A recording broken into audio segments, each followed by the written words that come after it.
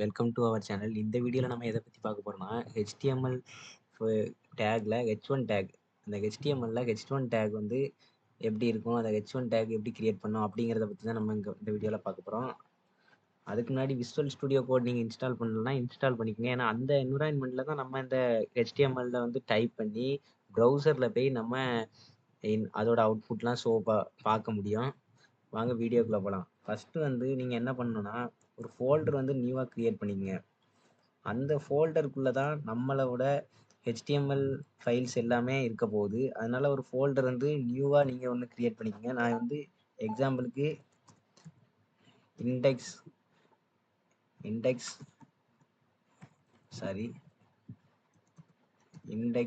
அப்படின்னு அந்த ஃபோல்டருக்கு ஒரு நேம் கொடுத்துக்கிறேன். இப்போ என்ன பண்ணணும்னா நம்மளோட விஷுவல் ஸ்டுடியோ கூட ஓப்பன் பண்ணிக்கலாம். ஓப்பன் பண்ணதும் அதோட இன்டர்ஃபேஸ் இப்படி தான் இருக்கும். நீங்கள் இதில் போய் உங்கள் ஃபோல்டரை ஓப்பன் பண்ணாலும் பண்ணலாம், இல்லைன்னா அந்த ஃபைல்னு மேலே இருக்குல்ல இதுக்குள்ளே போயிட்டு ஓப்பன் ஃபோல்டர்னு இருக்கும். அந்த ஓப்பன் ஃபோல்டரை கிளிக் பண்ணிக்கங்க. கிளிக் பண்ணதும் இப்போ நம்ம க்ரியேட் பண்ணோம்ல அந்த ஃபோல்டரை ஓப்பன் பண்ணிக்கலாம். இண்டெக்ஸ்ன்னு நான் க்ரியேட் பண்ணியிருந்தேன், இதோ இருக்குது அந்த ஃபோல்டரு. அதை செலக்ட் பண்ணிவிட்டு செலக்ட் ஃபோல்டர் கொடுத்தோன்னா நம்ம ஃபோல்டர் வந்து இதோ ஓப்பன் ஆகிட்டு, இப்போ இதில் வந்து நம்ம ஃபைல் க்ரியேட் பண்ண போகிறோம். HTMLக்கு ஒரு ஃபைல் நம்ம க்ரியேட் பண்ண போகிறோம். இதில் எது ஒரு நேம் கொடுத்து உங்கள் ஃபைலை சேவ் பண்ணிக்கோங்க. நீங்கள் என்ன நேம்னாலும் இந்த ஃபைல் கொடுத்துக்கலாம். ஆனால் அந்த லாஸ்ட்டு முடிகிறது, அதாவது இதோட எக்ஸ்டென்ஷன் எப்படி இருக்கணும்னு பார்த்தீங்கன்னா HTML அப்படின்னு இருக்கணும். எக்ஸாம்பிளுக்கு இப்போ பாருங்கள், இப்போது ஃபஸ்ட் அப்படின்னு நான் கொடுத்துட்டு டாட் வச்சு HTML அப்படின்னு இதோட எக்ஸ்டென்ஷன் முடிகிற மாதிரி நீங்கள் கொடுத்துக்குங்க. ஏன்னா எல்லா ஃபைலுக்கும் ஒவ்வொரு ஃபார்மேட் இருக்கும். இப்போ எக்ஸாம்பிளுக்கு பார்த்தீங்கன்னா நம்ம மியூசிக் பாட்டு கேட்போம்ல, அந்த மியூசிக்லாம் MP3 அப்படின்னு இருக்கும், நம்ம வீடியோக்கெலாம் MP4 அந்த மாதிரி இருக்கும். அதே மாதிரி இந்த HTML ஃபைலுக்கு இந்த HTML அப்படிங்கிற ஒரு எக்ஸ்டென்ஷன் இருக்குது. இந்த எக்ஸ்டென்ஷனில் நீங்கள் சேவ் பண்ணாதான் உங்கள் ஃபைலை வந்து ப்ரௌசர் வந்து HTML அப்படின்னு ஐடென்டிஃபை பண்ணிக்கிறோம். அதுக்காக தான் இந்த எக்ஸ்டென்ஷன் ஃபார்மேட்டில் இது இருக்குது. வாங்க இப்போ வீடியோக்குள்ளே போகலாம். இந்த HTML டேக் வந்து நம்ம என்ன பண்ணணும்னா HTML டேக்கு முன்னே க்ரியேட் பண்ணுறதுக்கு ஃபஸ்ட்டு ஷிஃப்ட்டு ப்ளஸ் எக்ஸ்போனன்ஷியல் சிம்பிளை கிளிக் பண்ணி என்ட்ரு கொடுங்க. கொடுத்தீங்கன்னா இந்த டேக் க்ரியேட் ஆகிரும். நம்ம ஃபஸ்ட்டு வீடியோவில் பார்த்தோம்ல, டாக்குமெண்ட் HTML ஹெட்டு, அப்புறம் மெட்டா டைட்டில் ஹெட்டு பாடி எல்லாமே க்ரியேட் ஆகிரும். இதுக்குள்ளே நம்ம இந்த பாடி டேக்குள்ளே தான் நம்மளோட கண்டென்ட்லாம் நம்ம எழுத போகிறோம். எல்லா HTML டேக்குள்ளேயும் பாடி டேக்குள்ளே தான் நம்மளோட கண்டென்ட் எழுதணும். இந்த பாடி டேக்குள்ளே தான் நம்மளோட கண்டென்ட் அப்புறம் என்னெல்லாம் வேணுமோ எல்லாத்தையும் நம்ம இதில் எழுத போகிறோம். இந்த டைட்டில் கண்டென்ட் என்னன்னு பற்றி இப்போ பார்ப்போம். ஃபஸ்ட்டு இந்த HTML டேக்கை எப்படி ப்ரௌசரில் ரன் பண்ணணும் அப்படின்னு பார்ப்போம்.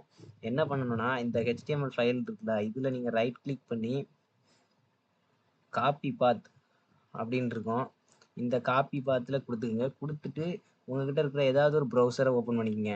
நான் வந்து க்ரோம் ப்ரௌசரை ஓப்பன் பண்ணிக்கிறேன். க்ரோம் ப்ரௌசரை ஓப்பன் பண்ணதும் மேலே நீங்கள் காப்பி பண்ண அந்த காப்பி பாத் லிங்கை பேஸ்ட் பண்ணிடுங்க. பேஸ்ட் பண்ணிவிட்டு என்ட்ரு கொடுத்தீங்கன்னா உங்களோட HTML ஃபைல் வந்து இங்கே ஓப்பன் ஆயிரும். இது எதுக்கு இப்போ எம்டியாக இருக்குன்னா, நம்ம அங்கே எதுவுமே டைப் பண்ணல இன்னும், அதனால இது எம்டியாக இருக்குது. இப்போ உங்களுக்கு எக்ஸாம்பிள் காட்டுறேன். இதை ஸ்ப்ளிட் பண்ணிக்கலாம், டபுளாக ஸ்ப்ளிட் பண்ணிக்கலாம். ஓகே, இப்போ அந்த டைட்டில் டேக்குன்னு இருக்குல்ல, இந்த டைட்டில் டேக்கை நம்ம நேம் சேஞ்ச் பண்ணணும்னா இந்த டைட்டில் டேக் என்னன்னு பார்த்தீங்கன்னா, இதுதான் நம்ம HTML ஃபைலோட டைட்டிலாக இருக்கும். இந்த இடத்துல மேலே ஷோ ஆகும்ல, ஷோ ஆகுது பார்த்தா உங்களுக்கு தெரியும்.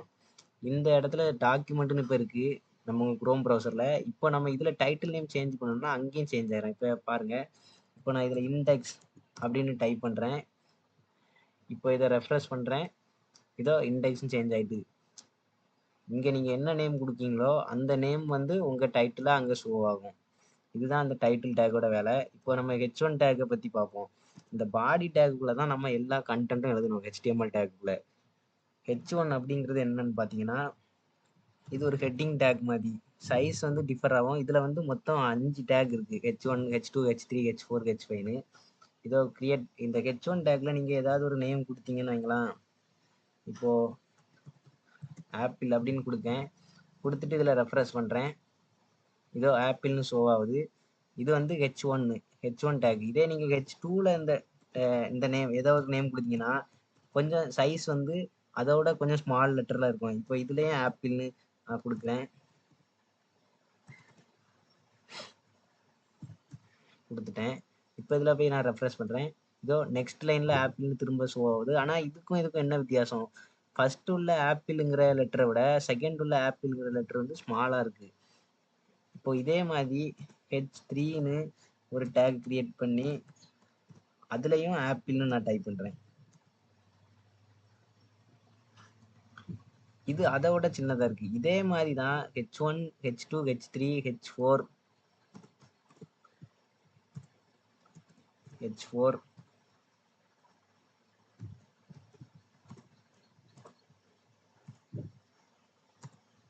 H5.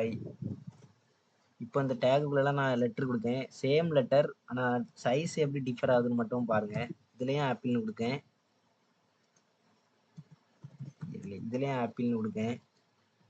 இப்போ ரெஃப்ரெஷ் பண்ணணும்னு பார்த்தீங்களா, ஃபஸ்ட்டு H1 டேக்கில் கொடுத்த அந்த கண்டென்ட், அதாவது அந்த ஆப்பிளுங்கிற வேர்டு எவ்வளோ பெருசாக இருக்குது, அடுத்த H2வில் உள்ளது அதோட ஸ்மாலாக இருக்குது, H3 அதோட ஸ்மால்.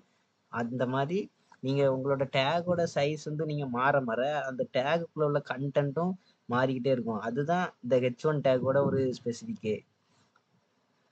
ஓகே ஃப்ரெண்ட்ஸ், நெக்ஸ்ட் வீடியோவில் நம்ம பேராகிராஃப் டேக் HR டேக் அப்படின்னா என்னன்னு பார்ப்போம். அதை பற்றின டீட்டெயிலை பற்றி பார்ப்போம்.